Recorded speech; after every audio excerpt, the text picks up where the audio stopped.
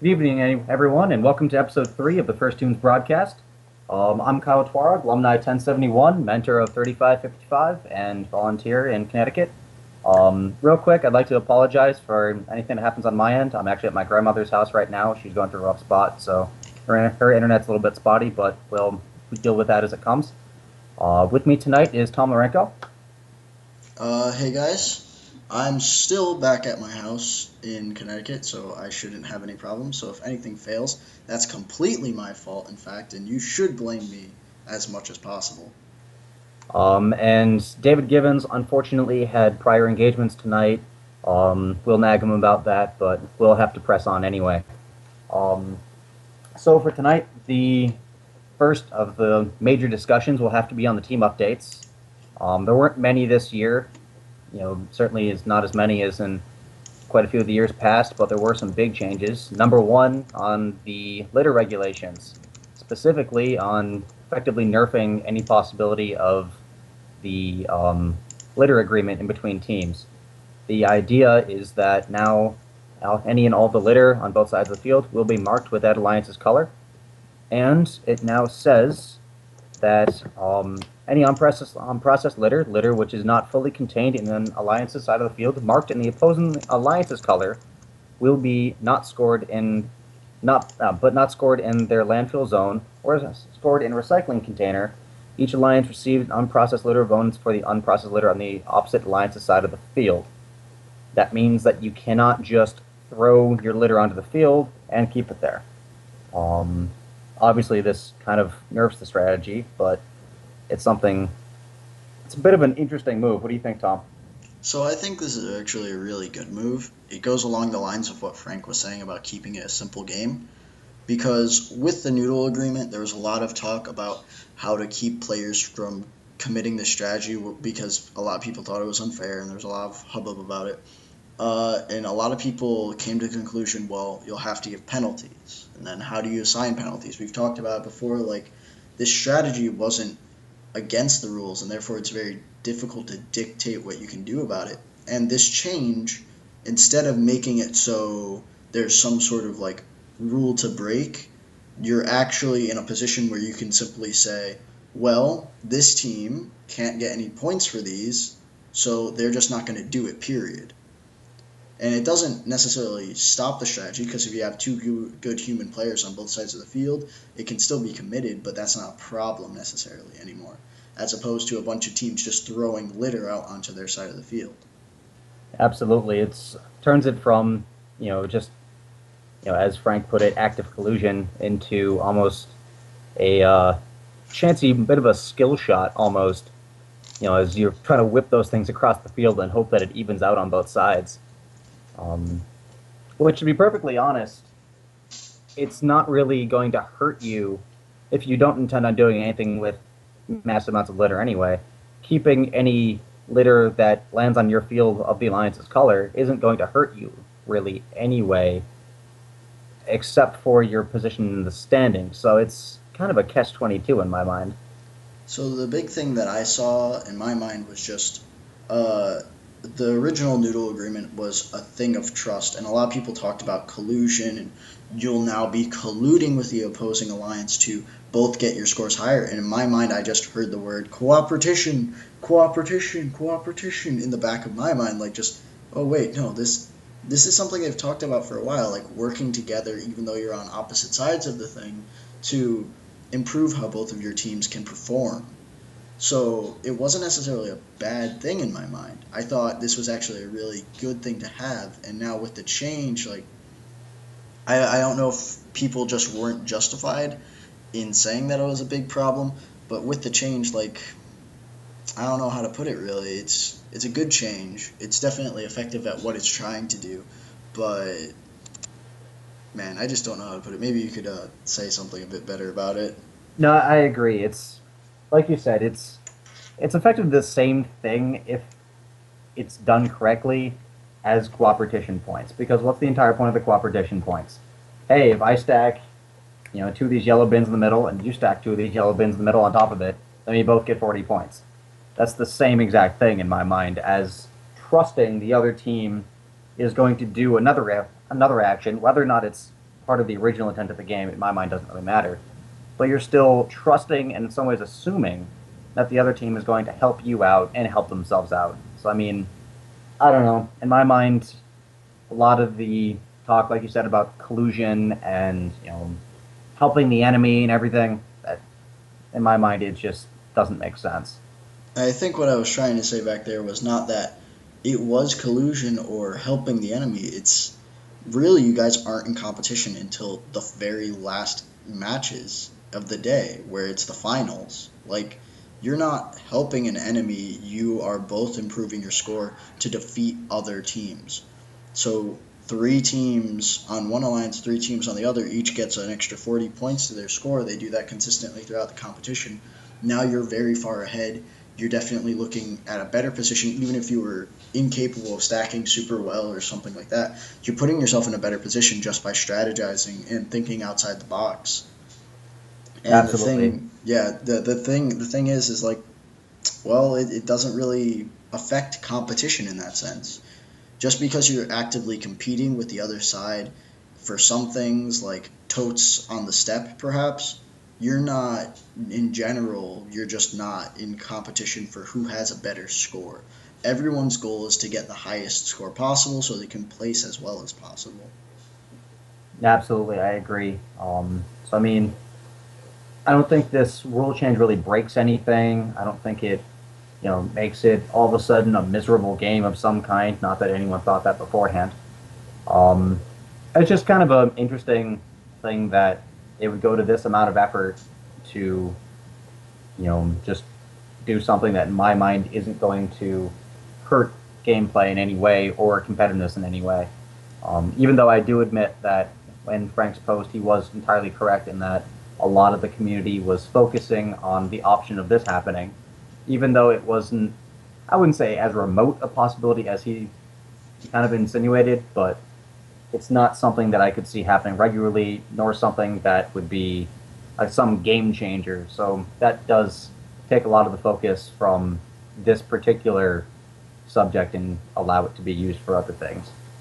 Yeah, it definitely improves focus on other game things because if a team is thinking, or if mentors and students are constantly talking about whether this thing should be potentially like usable, then you're forgetting the fact that you still need to stack totes or stack containers or get litter in those recycling bins or whatever you need to do to actually perform on the field and do a good job, make yourself proud. So by saying that, you're kind of screwing yourself over.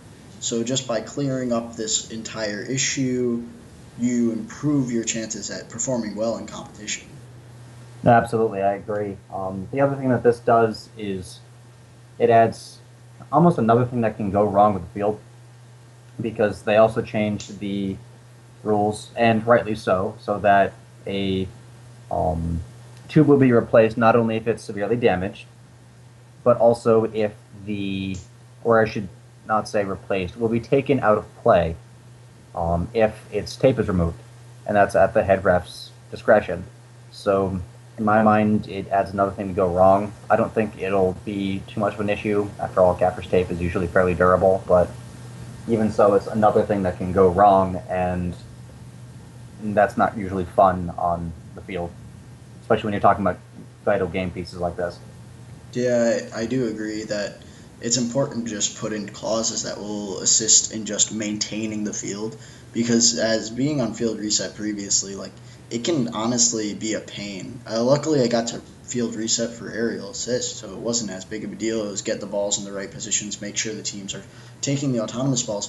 But for example, last year it wasn't more of a field reset and fix problem, but more of a just the way the rules were worded problem in which we kind of had to look at certain situations and react appropriately with very, very short timing. We were part of the game.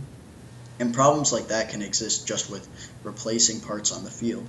You have to actively decide whether or not something on the field has to be replaced because it can severely affect the game if it needs to and you ignore it, or if it doesn't need to and you take it off the field anyways. Well, don't forget the other half of this, which I will say, um, this year, most of the responsibility, I think that's probably part of the reason why. most of the responsibility for requesting that items be replaced is the duty of the team themselves. If you start a match and you find out that, according to the rules as they're written currently, if you start a match and you find out that all of your tubes are in 5 different pieces and every single one of your totes is broken in half, that's your fault. You did not alert the head ref. You did not alert the field supervisor. You did not alert the FTA. So it's kind of interesting, and I can see kind of a few people getting really angry with that. Um, but again, it does make things easier on the volunteer end. Um, Personally, I don't think that's right. I think it's the duty of the volunteer staff to run the field effectively and make sure that everyone has, a maybe not even perfect field, but as good a field as you can possibly get at that time for competitive play. And I agree in that sense. And I can see where you'd say that the responsibility is a bit more on the volunteers because they're interacting with the field, not more so than the students because they're driving the robot on the field, but are closer to the field on a personal level, just physically being near it and being able to see very closely. But at the same time, when something happens, and this goes back to what I'm saying about aerial assist, and you're an active part of the game and figuring out whether or not something should be used in any manner, teams, when something goes wrong, they react kind of harshly. So, like for example, if it's your job to, I think last year in aerial assist, we were told a couple times to put things on put the giant balls on the pedestal when it unlights. So what would happen is occasionally you'd have this issue where the pedestal would never unlight or it would never, shut off. So as a field reset person, you were never supposed to put the ball on the pedestal again. And teams are only allowed to take the ball off the pedestal. So I remember multiple times where someone stuck to this rule and was congratulated, or someone stuck to this rule and was reprimanded. It was so confusing. And as a volunteer, you were left between a rock and a hard place. You didn't know what decision to make. Do I let the kids take the ball they clearly scored, or do I let the kids do this? Do I let them do that? They claim that there was a dead ball, but if it's not marked by the referees, am I doing something wrong? And in the end, it can throw the match either into a remake, into something else. By forcing the students to observe the field and determine what will affect their gameplay, it definitely improves the chances the volunteers have at providing a good game for the students to play. I will give you that. I do agree with that. And like I said, I think it all will come to fruition when play actually starts. We'll see how it ends up going. But you're right; it does alleviate a lot of that hardship from the field reset staff and from the technical staff on students and mentors and parents and what have you coming up and crying that they want a rematch when, sorry, that's not a field fault. The rule book says that that's not our problem. So I mean, I do think it will alleviate that issue. And on top of all that, it just really comes down to at the end of the game that, or well, not the end of the game, but the end of the day, that by resolving these problems with the students coming up and asking questions, you definitely introduce them to more of a troubleshooting aspect. If your robot needs to interact with totes in a certain way, and you notice these totes can't be interacted in that way, you have to step up and solve that problem just like you would normally. You have to address it and get the problem fixed so that you can perform well. No, I agree. I think it will be a little interesting, just because there are so many game elements, and you're trying to reset everything as quickly as possible.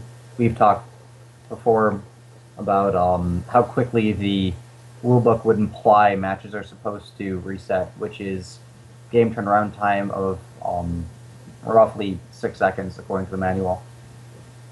And that's usually our goal. 6.5 seconds is usually our goal at most events that I've been at. However, there's a lot of things we need to reset this year, and everything's going to be moving extraordinarily quickly. So I will be interested to see if the students not even are allowed to, but if they're able to see problems as they come. Personally, I think a lot of the volunteer staff will end up kind of making their own decision as things go as well.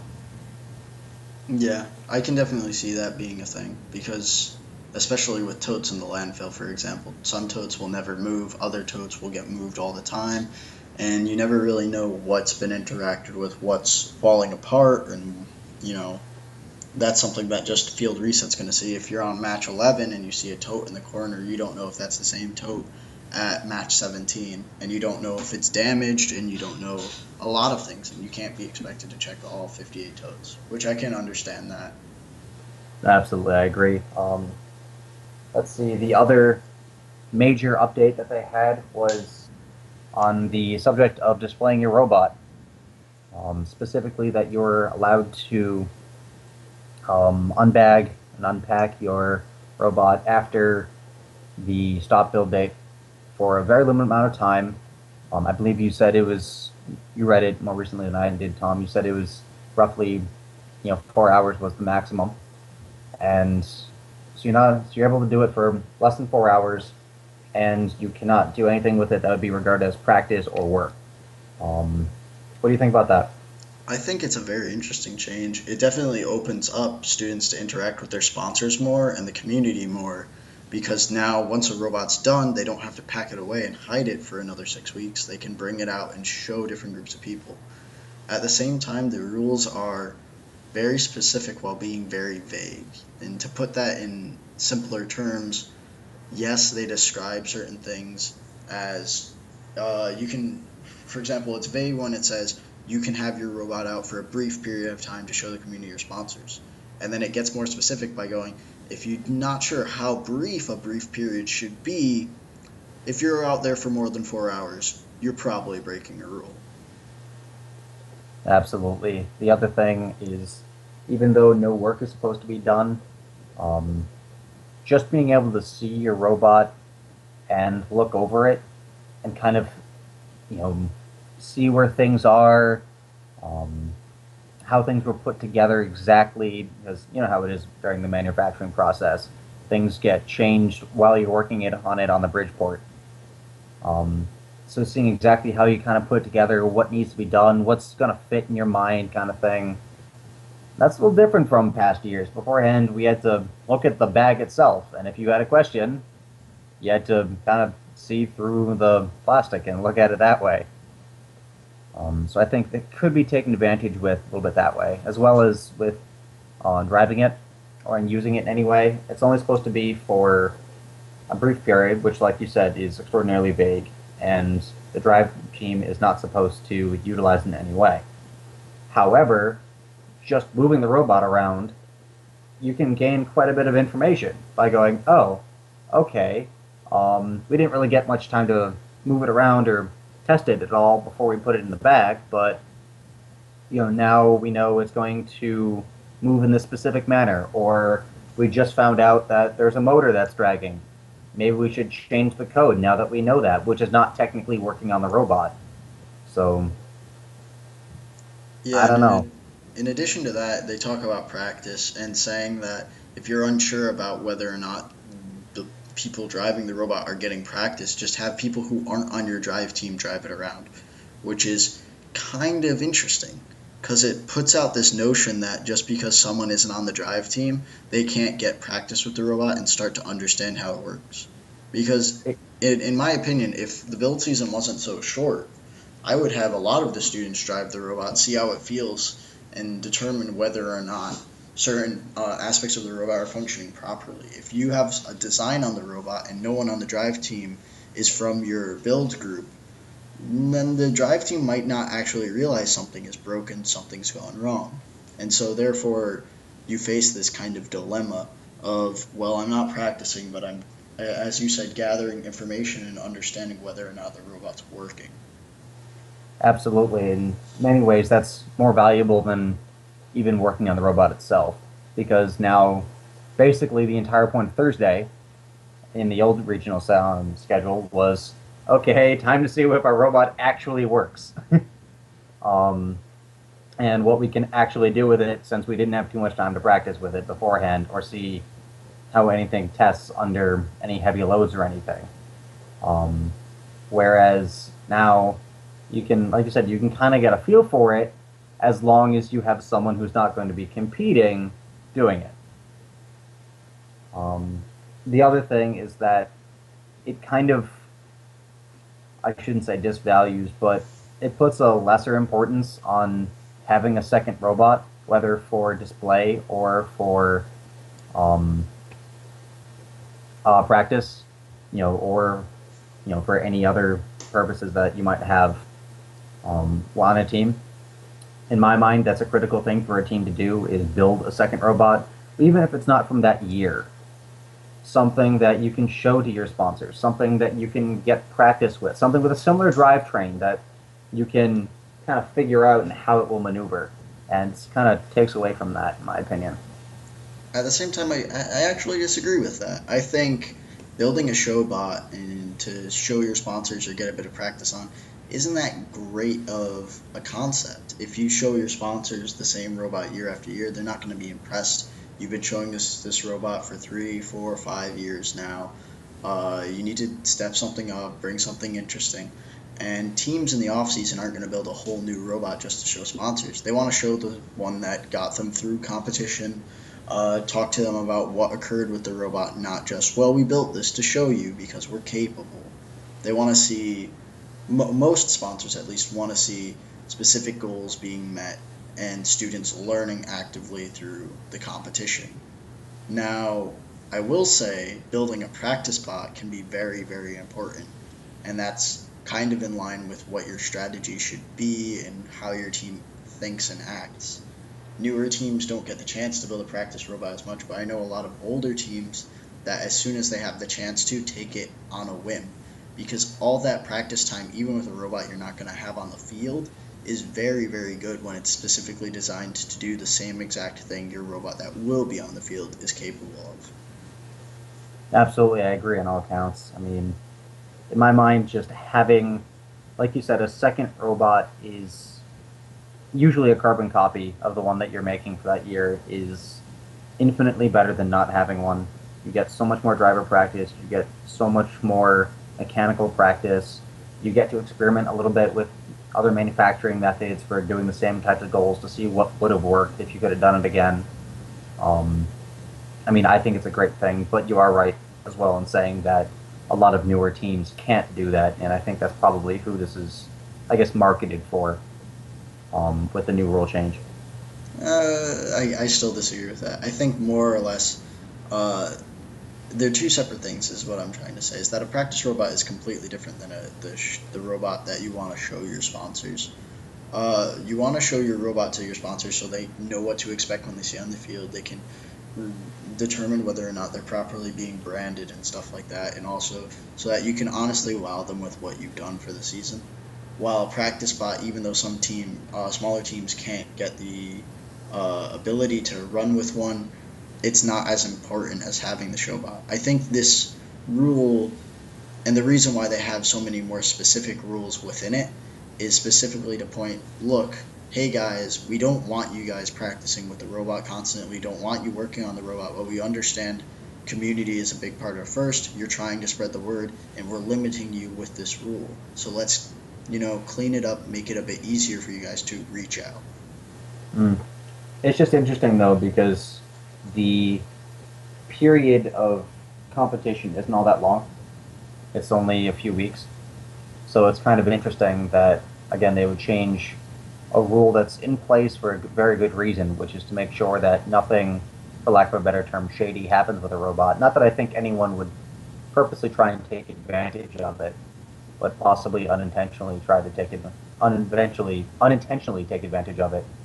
Um, and it's kind of interesting that they would make that drastic rule change for the possibility that you might do something during that time. Because at the same time, I believe that sponsors would very much understand the fact that your robot's in quarantine, that you can't show them at that time, and that you'd have to do it at the competition or directly after. At which point, you know what the robot can do, and it quite possibly could have taken home a blue banner by that point.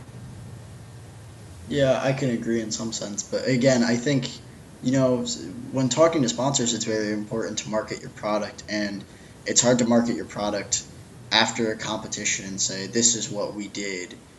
because your sponsors should have already seen it and seen how they were branded with your robot and everything. Instead, by opening up this rule, while it may seem a bit sketchy, why would you want to open up this rule? There's very good rules in place already. Why would you change this? It does open up a very good opportunity for teams to come in and they're able to address their sponsors. I mean, we were both on Team Max, and we were very lucky to have the great sponsor of Sikorsky and Wolcott High School and some other great sponsors, and they never really asked much of us. But I think we have to also think in other team shoes where they might be asked of a lot. They might need to present stuff in return for what these companies are doing for them, which is providing them money, opportunities, parts, whatever it is. They need to provide some evidence that they're doing something worthwhile. And some companies just can't wait. They need to determine whether their investment is a smart one, whether they did the right thing, or if they disagree with what the program is and need to pull out. Absolutely, I can understand that too.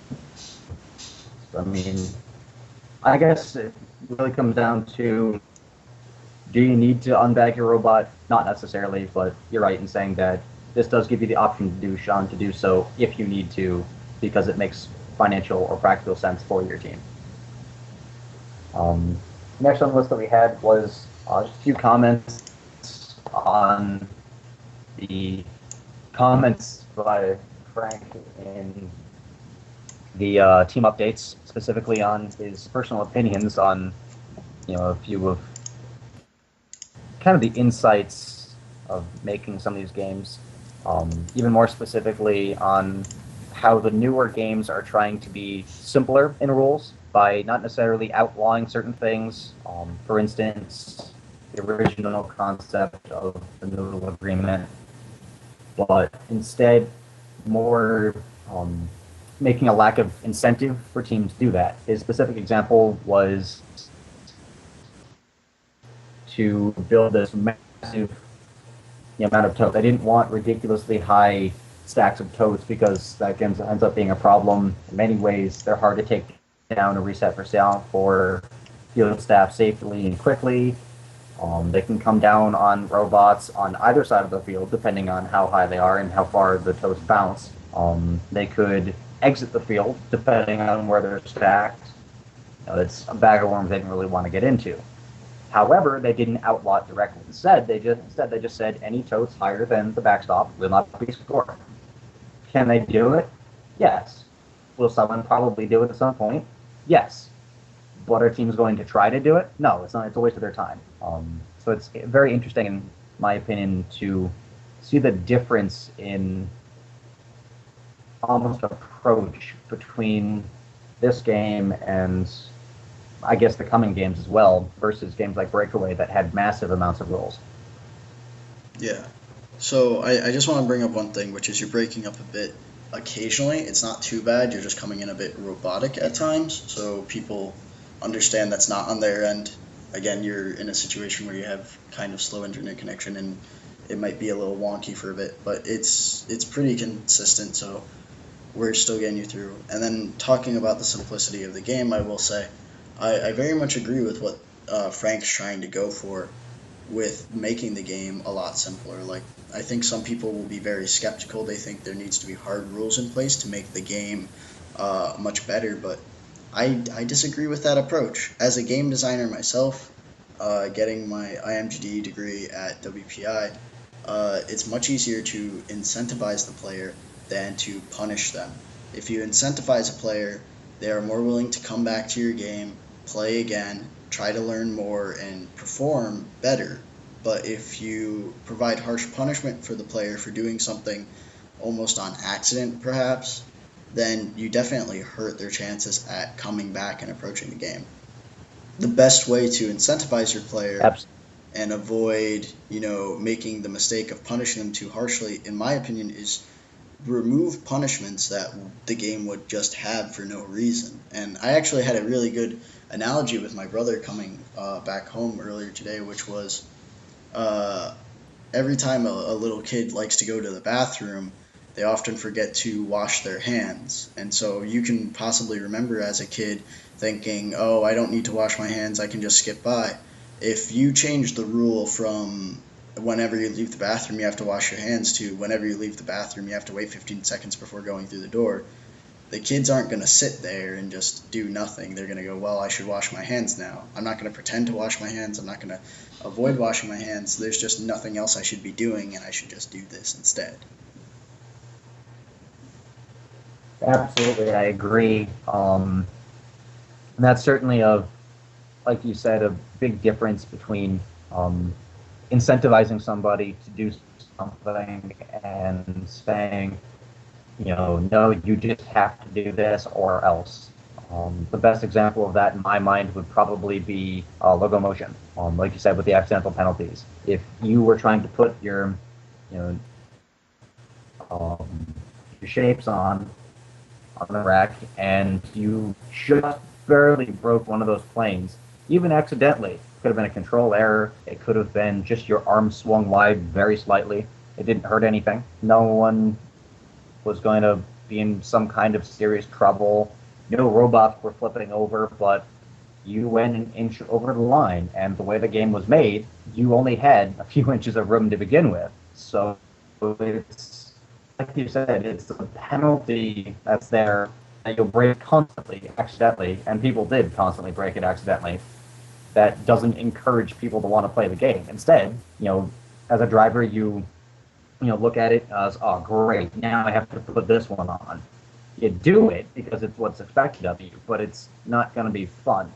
Whereas if you just said, hey, you get more points if you don't break that barrier, or, just something like, hey, don't touch anyone's robot in that zone, then all of a sudden it's okay. No one's getting hurt. No robots are getting destroyed or anything. You're fine.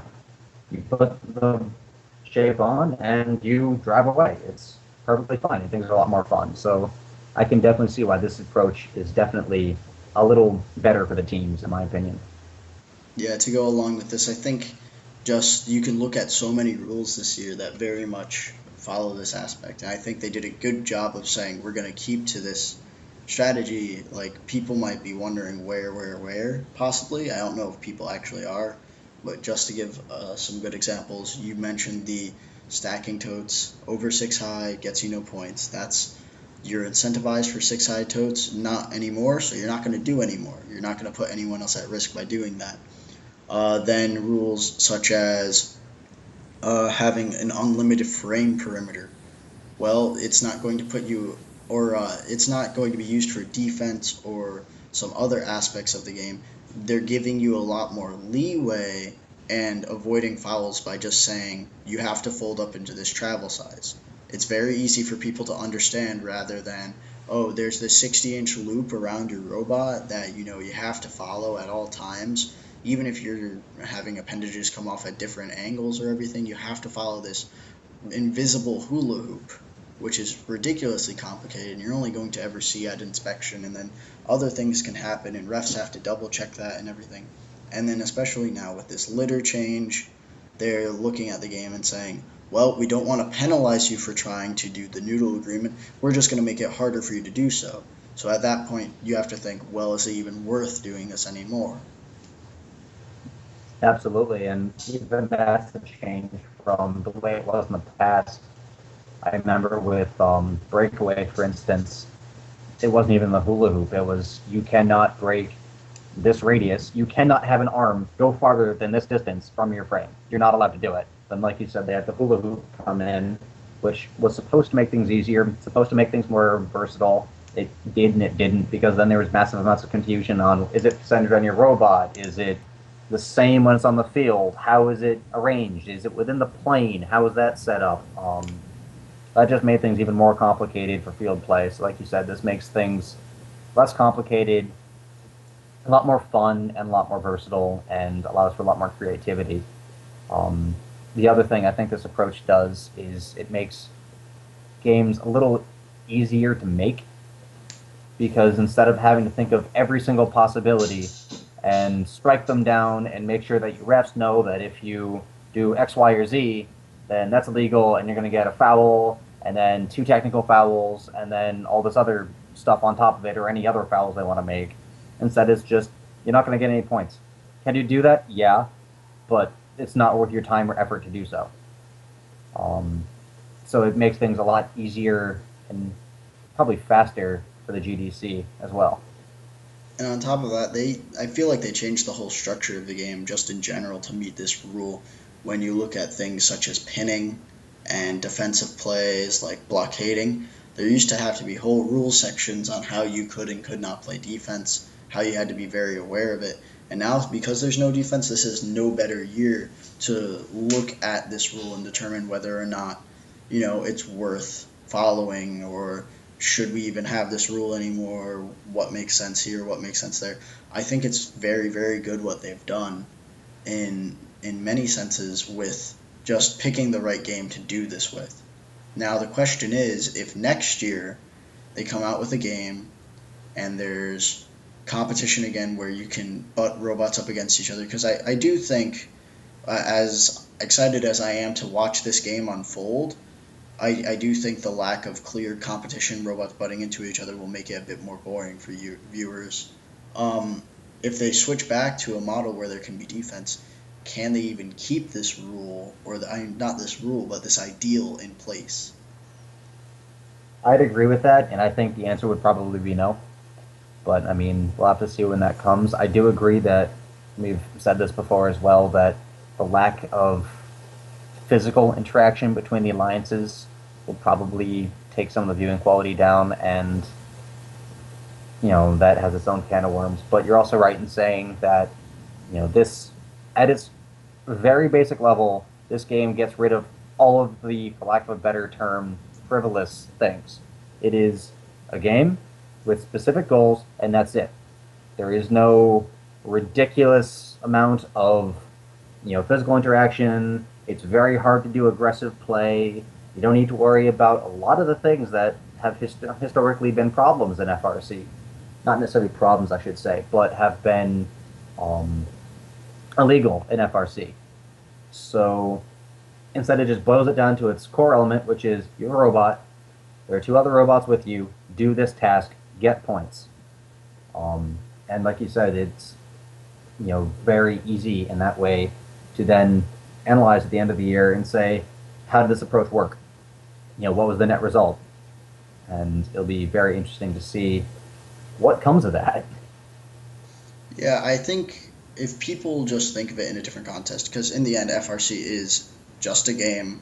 It's designed as a game, can be analyzed as a game, played as a game. You have to compare it to other games like, for example, Tag, where in Tag you can say things like, well, if you push or shove or punch people or do anything to kind of hurt people in any way, you're not necessarily breaking a rule, but if you're doing it to the person who's you're technically tagged. So there's no incentive to do that. There's no way you win there.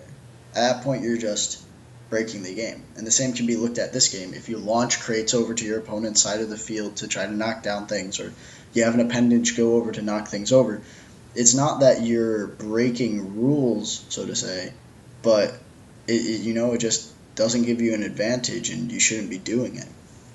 Absolutely, I agree. And like I said, it'll be interesting to see how any of the other updates come out with this same approach, if they come out. I will say that's one thing that's definitely struck me with the two updates that come out is that they've been very minor. Ultimately, I mean, yeah, the Noodle Agreement, whatever, that's basically impractical now. Not entirely, but basically impractical. Um, yes, you had the administrative update with being able to display your robot. Those are two relatively major changes, especially the display change. That's definitely a major change. But other than that, there really hasn't been much to them. This game kind of has just been playing out. So it'll be interesting to see if any updates even come out in the future based upon this strategy of rules. Yeah, I think right now the game of Recycle Rush is in a very good place where there are some things that There's no clear strategy to break the game, which I think is another thing they were probably going for this year. Because a game that you can break and abuse certain aspects of to win is not a game that's fun to watch, and it's not a game that's fun to play. Nobody likes playing against the guy who's hosting the server because they have zero ping and they're not lagging at all. And that same thing applies to first, in the sense that nobody likes to play against the robots that are feeder shooters because they just win the game basically off of design. And while it's important to design a good robot, you want elements of counterplay to appear and things like that. Recycle Rush right now is in a very good zone where robots won't most likely have a very broken strategy involved with them. Robots are going to have different strategies. Some might be superior, others, minorly like worse. I don't think there's any strategies that will clearly beat the pack. But alliances are going to have to cooperate and discuss and strategize. And, in the end, I don't think we'll see a huge gap between some teams. Like, if your robot's broken, obviously you're not going to perform. But if you're consistently trying to work with your robot, like, I guess I'm just adding more to the concept of the game can't be abused. And you never want the game to be abused. Absolutely, I agree. I think it's, like you said, in a very good spot right now, and it'll all come down to positioning, on the field, um, driver communication, both with your actual drive team itself and the rest of the members of your alliance, and just come down to timing. Um, that said, there have been a few different designs that have come out, as evidenced by the 3-day robot. Robot and 3-day entries. Um, my personal favorite is probably Team Indiana. Um, what do you think, Tom? I think I agree. Team Indiana definitely showed off a very good design that was versatile and able to work on the field in many different ways. But at the same time, I was kind of disappointed with just how robots in 3 days worked this year. Like, I guess it's better than past years where you only saw one robot. I felt this year, looking at the multitude of robots that were presented, they all had the same concept, and none of them really changed much. There were only two big strategies involved, in my opinion. No, I agree. Looking at Orion, looking at Team Indiana, um, and a few of the others, they both basically had the same mechanism for picking up the totes. They had similar amounts of maneuverability. They were both based upon the same general strategy of just I pick things up and I put them down. Um, they never really did much with the litter. It was just I pick things up, I put them down, which is a valid strategy. I shouldn't put it down. It's valid. It's effective, especially like you said with Team Indiana, they just do it and they do it well and they do it quickly. But like you said, they all did the same thing. So the only two different strategies I saw in order to emphasize how similar the strategies are is that some teams picked up totes from the bottom of a stack and put those totes on top of other totes that were not yet picked up. Other teams picked up totes, stacked them on the scoring platform, and then came back and were able to stack more totes. And the thing is like I feel most of the robots were able to do both of those things just by design, and that they were just showing off. It just really came down to how they presented their video, how effective some of them looked. I mean, it was very clear some designs were superior. I think putting pressure on the sides of the totes in order to pick them up instead of grabbing onto something a bit more firm, like the lip of the container, well, those seemed to work out a little bit worse. It seemed like they did not stack as well. It seemed like they did not have as much control over the totes while you're carrying them, which is probably when you want to have the most control, is when they're in your possession. So that I was a bit skeptical of. Overall, it seemed quite clear that containers weren't playing a big role in the robots, though, which kind of concerned me too. Absolutely, I agree. Most of them, like you said, by design, if you can pick up a tote you can probably pick up 2 totes. Maybe not 3. The 24 pounds. Then you start getting into a question of where's your center of gravity and how's your robot going to shift while it's moving. But I mean, the same mechanism in theory can work for more than one. And all of them that I saw, like you said, some of them showed off the fact that they could pick up more than one at the same time. Others just chose not to, but probably could. Um, the containers themselves, a few people decided to be clever and designed their, for instance, Team Indiana and Orion designed their robots so that they could pick up both and move them as they wanted. But I mean, nothing was really focused on it. Um, I mean, they just did a few clever things here and there, but like I said, there wasn't any real big focus on the containers, and I didn't see anybody really do anything with the litter that I saw. Yeah, a lot of the litter stuff was just a person putting a litter in a barrel and then just showing they could pick up the barrel with the litter, which I question why they would put that on the video necessarily if they were trying to demonstrate the capabilities of the robot. I think they would, it's just a cool thing to do. So I guess it's not as serious as I might be making out to be. But none of the teams really did much with the litter. They didn't show litter being fed from the feeder station from any of the videos I saw, which is a strategy talked about before. More importantly, though, I think there were some clear strategies that were just straight up ignored. Like we're talking about less of an importance on containers, but still the capabilities to use it. Like some strategies were straight up like just people didn't care.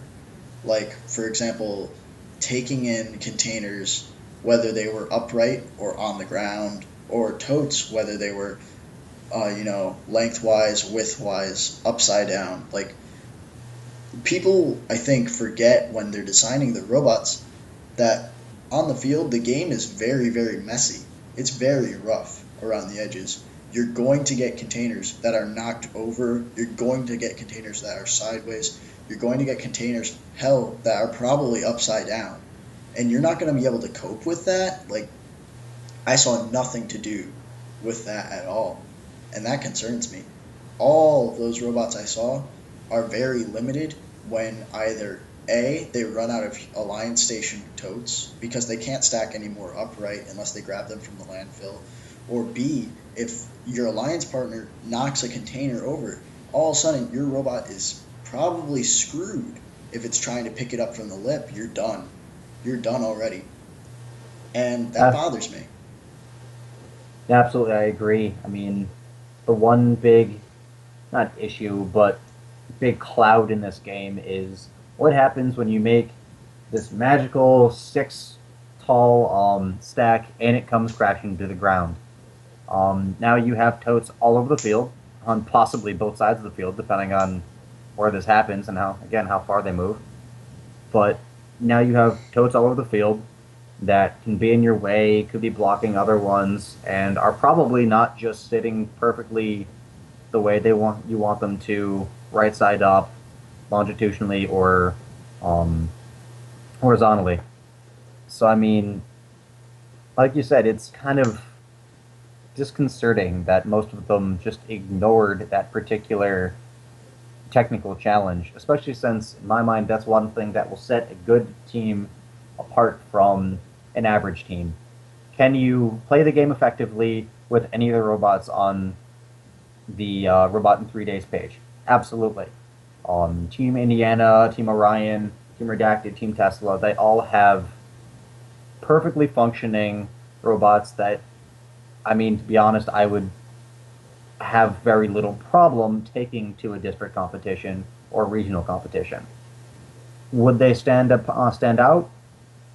For the most part, probably not. Um, Not because they're bad, but because, like you said, they're just limited. There are certain things that they just can't do across the board. Yeah, and then there are a couple other strategies in addition that are kind of miss and that kind of limit these robots, in my opinion, which is like stacking high amounts of container or totes with containers on them. I think one video did show a robot stack 3 containers high and then put or 3 totes high. Man, I keep getting those mixed up. It's such a pain. They stacked 3 totes on the scoring station, then 2 totes were stacked elsewhere, and they put a recycling bin on top of it, and we're able to stack those two on top of that. That's very good. That's evident that they will have the capabilities to score the containers very, very high up. But I saw no robots really focusing on the containers specifically. So all the designs did not seem intended for the containers, but more or less intended for the totes, and then the containers were an afterthought. Which, if you look at the points from the game, litter's not worth much in the landfill, litter's not worth much in containers, but totes are worth the least. And while it's clearly the main scoring element, the element that garners the most points is clearly recycling bins. Stacking them even on short stacks will get you way more points than totes. And if you want to get a high score, you can't forget those containers. Absolutely, I agree. And I mean, the other thing we do have to keep in mind, I will say, is that the Robot in 3 Days competition, they're robots that are already built. They're already built, they're done, they're tested, they're ready to go as is right now. Whereas your actual FRC competition level robot does not have to be. You've still got 5 weeks. So I guess the other thing I will say in their defense is that stacking totes is the simplest task that you could possibly do in this game. Um, it is also your main scoring element, and it's also what I will guarantee you most of the teams will be focusing on. Because, again, that's your main scoring element. That's going to be your bottom line. So I will say that it does make sense for a competition like this, where they have an even more limited time scale to not necessarily take the easy way out, but approach the more obvious problem. I mean, in their position, I'd do the same thing. I wouldn't be trying to do anything fancy. I'd keep it as simple as I possibly could. So I think we will see quite a few other designs end up standing out once we get into competition season. But like you said, it's just kind of weird that all of these robots, not that they don't have the capability, but they never really showcase the fact that they could get all of those major points by, using the containers effectively. Yeah, and I want to emphasize the fact that by main scoring component, I really mean that it's just the most available and it's the easiest to access. Absolutely. So, what I think I'm worried about most teams are assuming is that totes are going to be their way to score as many points as possible. And while it's a method to score as many points through recycling bins, I feel like teams are just going to possibly forget that recycling bins are really the most important thing on the field. Because if you look at it any way or another, sure, you need to have totes stacked to get points with recycling bins, but in the end, it's what garners the most points. Like, you can have a 6 high stack of totes, that's 12 points, congratulations. A 3 high stack of totes with a recycling bin on top of it, well, that recycling bin is worth just as many points as that 6 high stack of totes completely. And that's not even including the 3 totes under it. If you want to talk about how a whole stack can equal another one, a 6 high stack of totes is again 12 points. A container on top of a 2 high stack is also 12 points. It's a much easier way to get points a lot of the times, I think. And I think people are not going to consider how to pick up these containers when they get knocked over, how they pick them up when they get knocked into their autonomous zone, how they get picked up if they get like hit in any other way than like if you have it in any other way than upright. I think a lot of people are just going to forget that they're a thing that can lose you the game as well as win you it. No, I agree, and I think we both have the same vision of how this is going to play out. That teams are going to end up realizing very quickly once it gets into competition season that you're going to have game pieces moving all over the place.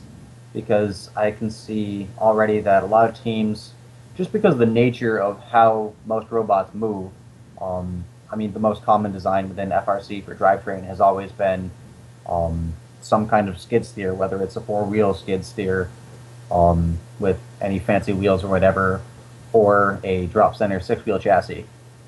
It's always been, a skid steer rotating around the center. And just the way they maneuver, they're not necessarily the most precise things when you're trying to use them quickly. So I can see stacks getting bumped and knocked over. I can see game pieces going flying, hitting ones that aren't even in play yet, in terms of being interacted with, and things like you said, just ending up messy, dumped over on their sides, and in places that you don't want them to be. And you will have to clear them in order to get any points. Heck, if they end up in front of your feeder slots, you're going to have to clear them in order to get any more game pieces on the field. Never mind have them be game pieces that are clear and precise and pristine in the perfect orientation that you want. So teams will definitely have to keep that in mind as they continue. All right. Um, I'd say we've kind of covered a lot on the robot in 3 days. I don't know if there's any much more to really talk about at this point. Do you have any other thoughts on it? that's about it. I was actually going to move in just to our final statements. So what we're going to do now is we each get one sentence, basically. If you were to sum up the main thing or even main comment that you want to say, you have one sentence to do it. What would it be? I think just it covers the whole entire strategy, I believe, for the game, which is recycling bins are important. Like that's just it. That's the statement right there. Because I think teams are gonna forget it. Understood. I absolutely agree. Like you said, teams are going to forget that. For me, it would probably be. I mean, I guess I'm just a little not bitter, but kind of confused by the rule change for the Noodle Agreement on why they'd even bother with that. So for me, it's I thought cooperation was a good thing this year. Um, so I mean, that'd be my statement. Take it as you will. Beyond that, I'm Kyle Twarog. And I'm Thomas Lorenko. Thank you for joining us tonight. Again, we'll be doing this every Saturday night, all throughout build season and hopefully competition season, as long as we're not volunteering, since we have a few events that we're going to. Um, Please join us. If you can't join us live, then please join us on YouTube after the fact. We'll be posting everything as soon as we possibly can. They've been there pretty reliably and pretty quickly. If you have any questions and comments, let us know. Follow us on Facebook. We're under First Tunes. You can search for us there. And also, anyone that's listening to this on YouTube, once again, we are no longer on Monchal Twitch feed. We are on a live feed on our YouTube account. In case there's any confusion on that, there we go. It's on the YouTube account from now on.